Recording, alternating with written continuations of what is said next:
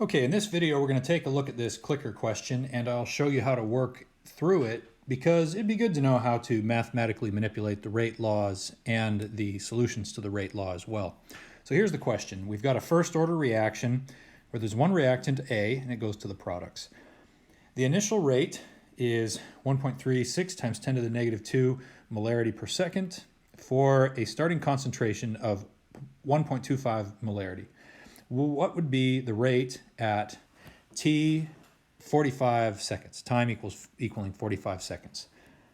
Okay, so we want the rate. So this is what we want. And then we have a number of these other quantities. And the equation we know that contains the rate is the rate law. And it's a first order rate law, so we know it's going to look like this. We currently don't know K, and we currently don't know the concentration of A at 45 seconds.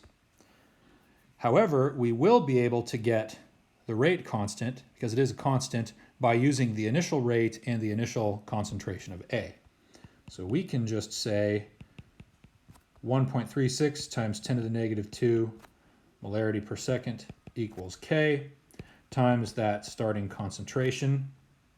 And then when we solve for K, algebraically, then we should get 0.01088, like so. All right, so now we've got K. How do we get the concentration of A? Well, we're going to need to use the solution to the differential equation right here. So the concentration of A at some later time is the starting concentration of A, e to the negative K times time. And when we plug in all those numbers, we get 0.25 molar, e to the negative 0.01088 times 45 seconds. Oh, I'm missing my units here. This one is in inverse seconds. So this is inverse seconds, and this one is in seconds. And then when we work that all out, we're going to get a concentration of 0.766 molarity, like so. And this is the concentration of A after 45 seconds. So now we have everything we need to find the rate.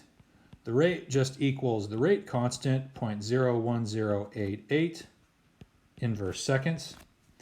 And we can multiply this times the concentration after 45 seconds. And that gives us a rate of 0.0083 molarity per second. And that's our answer.